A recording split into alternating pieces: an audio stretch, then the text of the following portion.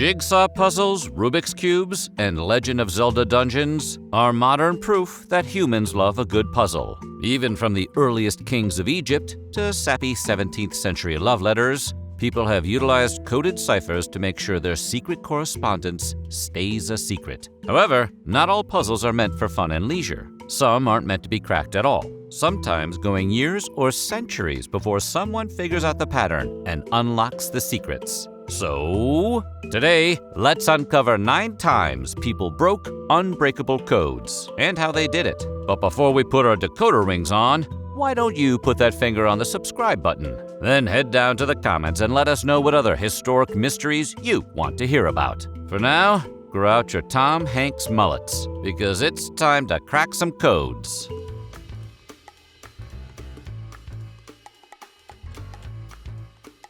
Alan Turing was the English math geek who single-handedly changed the course of history. In 1939, Turing took up residence with a code-breaking team at Bletchley Park, where he trained against the German cipher machine called Enigma. Turing versus Enigma. The title is on the line. Turing created his own code-breaking machines, all variations of the bomb, a machine cryptologists used for decoding. These Turing machines were then used to decipher codes revealing positions of the dreaded German U-boats. With Turing's bomb, Allies were intercepting decoded messages directly from Adolf Hitler. And as Germany was forced to come up with more advanced encrypting machines, Turing's work evolved as well.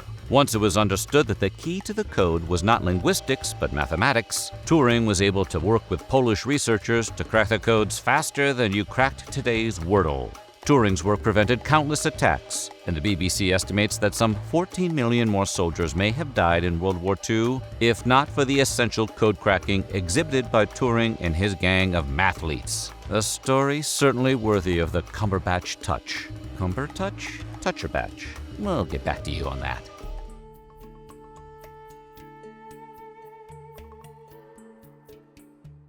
In 1878, amateur archaeologist Minos Kallikarinos was overseeing Greek excavations when he came upon some tablets with indecipherable nonsense written on them, like an iPad showing incomprehensible TikToks. Who wants to hear someone eating food that loud? Back to Kallikarinos. As he studied the strange tablet, one unidentifiable script dubbed Linear B, discovered on the island of Crete, could not be read by anyone. They didn't even know which language to start with. Many scholars attempted to decipher the code, and while progress was definitely made, the code was not fully cracked until architect Michael Ventris got his hands on the thing in the 1950s.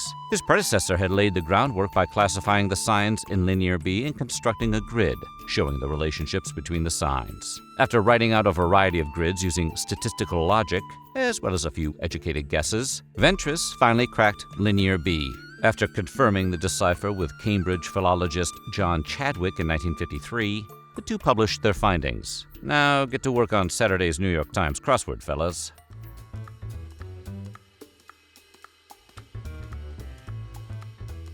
During World War II, American Genevieve Gratchen had a bachelor's degree in math and was putting those skills to use in the payroll department for the government. Like Nick Fury recruiting Tony Stark for the Avengers, Gratchen was recruited by cryptographer William F. Friedman. But instead of fighting a purple alien, his team was working on breaking the Japanese foreign officer's purple code. The team had been working on cracking the code for months with almost nothing to show for it. Even the British had given up trying to crack the code. And they didn't give up on anything. They still have a king. But on the fateful day of September 20th, 1940, Gratchen identified certain patterns and cycles that others had missed. After bringing her findings to supervisor Frank Rowlett, he was said to have exclaimed, "That's it! That's it! Gene has found what we've been looking for."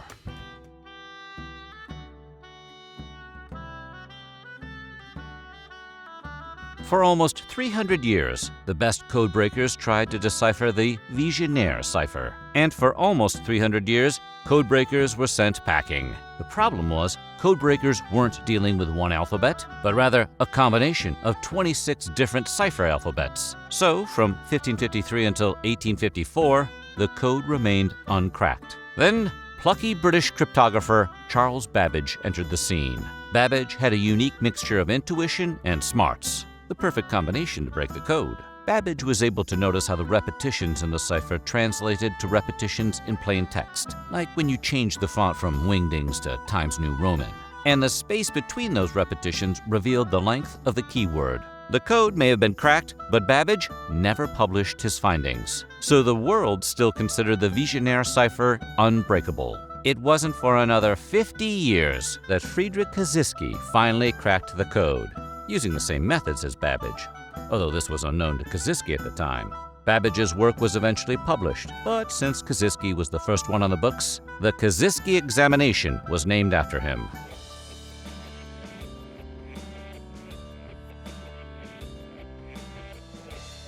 The Zodiac Killer, perhaps the most famous serial killer in the 20th century, terrorized the greater San Francisco Bay Area in the late 1960s. While we still don't know who the Zodiac Killer was, nor the final tally of his victims, we can at least close the book on one part of the case. The Zodiac case was notable for the cryptic letters the killer sent to authorities and newspapers. After his last known victims were slain, the Zodiac sent the San Francisco Chronicle a cryptogram containing 340 characters. The FBI, amateur codebreakers, and countless others worked on cracking the code for the next 50 years. Finally, in December of 2020, an international team of codebreakers discovered they were working with a transposition cipher, where positions of characters were scrambled or transposed throughout the cipher. These researchers were able to create a software application to assist in the reorganization of the letters based on the rules used in the cipher. While the FBI confirmed the decryption was authentic, it did not reveal any new information about the Zodiac's personal identity. It began with the criminal's trademark spelling and grammar errors. "I hope you are having lots of fun in trying to catch me. Good luck sleeping tonight."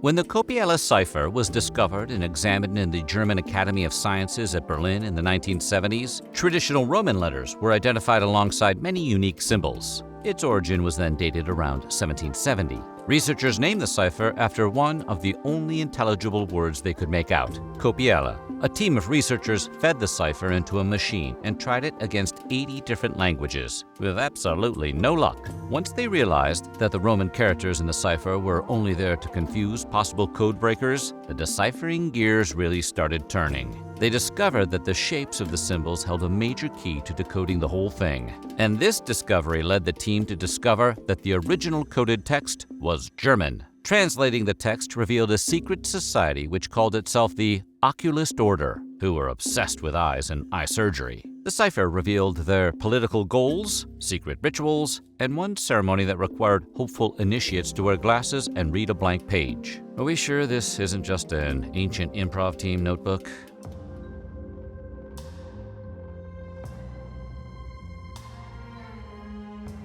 Pictures of unclothed women, zodiac signs, unknown plants, and a whole bunch of weird squiggles that resemble text. The Voyage manuscript has everything. Ever since its discovery in 1912, the manuscript has been a mystery that perplexed and intrigued some of the finest researchers history had to offer. That is, until Nicholas Gibbs began reviewing a digital version of the book. He began to recognize clues and deduce that seemingly nonsensical text was actually abbreviations of Latin words. These abbreviations were referencing medical terms, which brought Gibbs to the conclusion that the mysterious images were depictions of medical treatments, which explained the use of zodiac symbols and unrecognized plants. And when he put all the pieces together, the Voyage manuscript seems like a pretty cut-and-dry version of a textbook on women's health, plagiarized from similar texts of the period, and likely made for a specific client. Unfortunately, there's nothing in there about the Holy Grail. Sorry, Robert Langdon fans.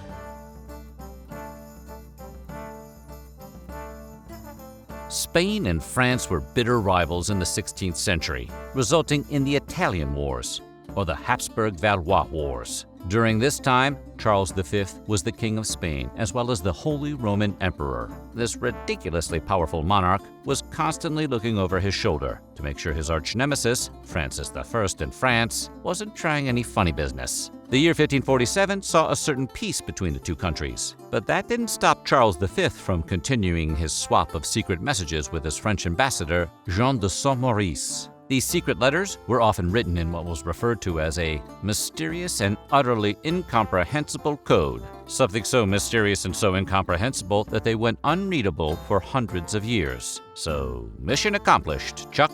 In 2020, cryptographer Cécile Pirot and her team of code-breaking comrades finally cracked Charles's cipher. The first letter revealed an alleged plot against the life of Charles V. Not a ton of details were given, but enough to cause the king concern and write an entire coded letter about it, so it was serious enough. And now that Charles's code has been solved, you can probably expect more letters with even more secret plots to be discovered.